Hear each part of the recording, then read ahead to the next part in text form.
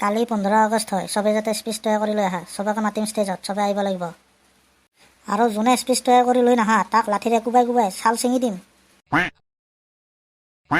ঐ চিন্তু, তই স্পিচ তৈয়াৰ কৰিছ না? গুগল চুগলে চাৰ্চ কৰ 15 আগষ্টৰ বিষয়ে, নহ'লে মাষ্টাৰে বহুত মাৰিব। মই মাষ্টাৰক ভয় নকৰোঁ, কিয় গুগলত চাৰ্চ কৰিব লাগে।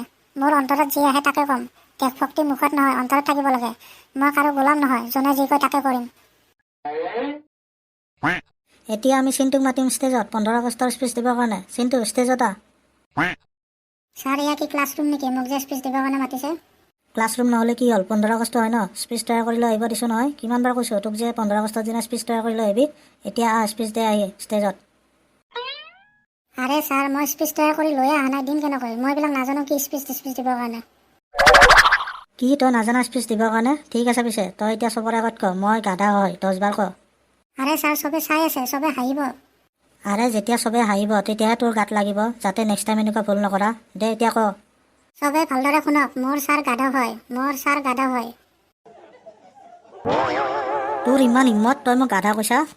আৰে ছাৰ, আপুনিয়েতো কৈছে মই গাধা হয়, 10 বাৰ ক। মই আপোনাক কৈছিলোঁ নে চবে চাই আছে, চবে হাঁহিব। আৰে মই মোৰ কথা কোৱা নাই, তোৰ কথা কৈছোঁ। ননচেন্স, মনে মনে বহি থাক।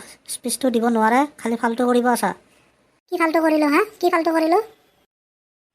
আপোনাৰ লাজ আছে নে অলপমান? আৰু মোক কৈ আছে, আজি কি জানেনে? আজি 15 আগষ্ট। 15 আগষ্টৰ দিনা আমাৰ ভাৰত স্বাধীন হৈছিল। কাৰ পৰা আমাৰ দেশ স্বাধীন হৈছিল জানেনে? জানে যদি কওকচোন, আপুনি কওকচোন। মই জানো কাৰ পৰা স্বাধীন হৈছিল, মোক শিকাব নালাগে। ময়ে তহঁতক শিকাইছোঁ আৰু মোক শিকাব আহিছা। 15 আগষ্টৰ দিনা আমাৰ দেশ ইংৰাজৰ পৰা আজাদ হৈছিল। হা, ইংৰাজৰ পৰা আজাদ হৈছিল ন? পিছে আপুনি আজি দিনটোত কিয় ইংৰাজী শব্দ ব্যৱহাৰ কৰি আছে? কিয় এনেকৈ কোৱা নাই যে ভাষণ দে আহি? কিয় স্পিচ শব্দ ব্যৱহাৰ কৰি আছে? অকণমানো লাজ নাই? যিটো বস্তুৰ পৰা আমি 1947 চনত আজাদ হৈছিলোঁ, সেই বস্তুটোকে ব্যৱহাৰ কৰি আছে। অসমীয়া ক'বৰ কাৰণে লাজ লাগে নেকি? হা, লাজ লাগে আপোনাক? আৰু মোক কথা কয়। তই এতিয়া আহিবিনে? জল্দি আহি কিনে ভাষণ দে। হা চিন্তু, এতিয়া ক 15 আগষ্টৰ দিনা কি হৈছিল যে চবে 15 আগষ্টৰ দিনটো পালন কৰে? হা, আমাৰ গাঁৱৰ ৰাইজ আৰু মোৰ মৰমৰ বন্ধু বান্ধৱীসকল শুনক। 15 আগষ্টৰ দিনটোত পুৱা 4টাৰ পৰা 5টা বজাৰ ভিতৰত সূৰ্যটো পূবফালৰ পৰা ওলায়। তাৰপিছত মানুহবিলাক শুই কিনে উঠে, মুখ হাত ধুৱে, গা পা ধুৱে, চাহ তাহ খায়, তাৰপিছত পতাকা উৰায়, তাৰপিছত মিঠাই খায়। এনেকৈ চাওঁতে চাওঁতে গধূলি হয়। তাৰপিছত সূৰ্যটো পশ্চিমৰ ফালে ডুব যায়। তাৰপিছত ৰাতি হয়। ৰাতি মানুহ ভাত চাত খাই শুই যায়। তাৰপিছত আকৌ 16 আগষ্ট আহে। পাগল, তই এইবিলাক কি বকি আছা? এইবিলাক চবেই জানে, সূৰ্য পূব ফালৰ পৰা ওলাই পশ্চিম ফালে ডুব যায়। এইটো কি নতুন কথা হ'ল? আচ্ছা, এইটো নতুন কথা নহয় তাৰমানে। ছাৰ, পিছে 15 আগষ্টটো প্ৰত্যেক বছৰে আহে, এইটো কি নতুন কথা যে প্ৰত্যেক বছৰে আহি এটা ভাষণকে দি থাকিব লাগে? প্ৰত্যেক বছৰে কৈ থাকিব লাগে নেকি 15 আগষ্টৰ দিনা কি হৈছিল? এইটো চবেই জানে 15 আগষ্টৰ দিনা কি হৈছিল। নে আপুনি নাজানে কি হৈছিল? প্ৰত্যেক বছৰে পাহৰি যায় নেকি কি হৈছিল? মোৰ মতে আপোনাৰ দিমাগী শক্তি কমি গৈছে। যা ইয়াৰ পৰা, যাই চকীত বহি থাক। ঐ মিণ্টু, এইবাৰ তই আহি কিনে ভাষণ দে। ছাৰ, মই নাহোঁ, মোৰ ওচৰত টাইম নাই, মই ঘৰত যাওঁ। আৰে তই মাষ্টৰক এনেকৈ কবি? এতিয়া লাঠি লৈ আহি পিঠি ফালি দিম ৰ তোৰ। কৈছিলোঁ নে স্পিচ তৈয়াৰ কৰি লৈ আহিবি বুলি? আৰে ছাৰ, মই কৈছোঁ নে মই ভাষণ নিদিওঁ। আপুনি অলপ আগত কৈছিল নে আমাৰ দেশ আজাদ হৈছিল? তো মই আজাদ দেশৰ আজাদ নাগৰিক হয়। মই কাৰো কথা নুশুনো, কাৰো আড্ডাৰো নুশুনো। মই ঘৰত যাম, মোৰ ঘৰত যাব মন গৈছে। আৰে তই দেখোন চিন্তুতকৈ বেছি পাগল। বহি থাক। এতিয়া আমাৰ মাজত আহিছে টাকলা নেতা। এতিয়া টাকলা নেতাই ভাষণ দিব, চবে শুনি থাকিবি দেই। চালা টাকলা নেতা আকৌ আহিল এইবাৰো। 3-4 ঘণ্টা ইয়াতে বহিব দিব, 4 ঘণ্টামান ভাষণ দিব, হয় নহয়? তাৰপিছত আমাৰ মাথাবিলাক গৰম কৰি দিব, এটা বুন্দিয়াৰ লাড়ু খুৱাই। যোৱা বছৰ ইয়াক চালা ইমান বেইজ্জত কৰিছিলোঁ, তাৰপিছতো আকৌ আহিছে। এইবাৰ চালা ইয়াক ইমান বেইজ্জত কৰিম যাতে নেক্সট টাইম আৰু নাহে। আৰে ছাৰ, মই মাইকৰ ওচৰত আহিব খোজোঁ, টাকলা নেতাৰ কাৰণে অলপমান ভাষণ দিম। নালাগে, তই আহিব। যোৱা বছৰৰ নিচিনা তই গোটেই প্ৰগ্ৰেম বেয়া কৰি দিবি আকৌ।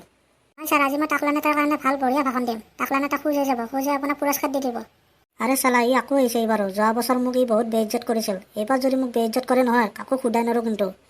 মোৰ মৰমৰ ৰাইজসকল আৰু মোৰ জ্ঞানী হুঁচিয়াৰ বন্ধু বান্ধৱীসকল, আজি আমাৰ মাজত 15 আগষ্টৰ শুভ দিনটোত শ্ৰীমান মাননীয় টাকলা নেতা আহিছে। চবে তালি বজোৱা। কি ধুনীয়া কাপোৰ পিন্ধি আহিছে আজি টাকলা নেতাই। আজি ধুনীয়া লাগিছে আপোনাক। এটা কাম কৰিব, ইয়াৰ পৰা যোৱাৰ আগত এটা বস্তু চবকে দান দি থৈ যাব।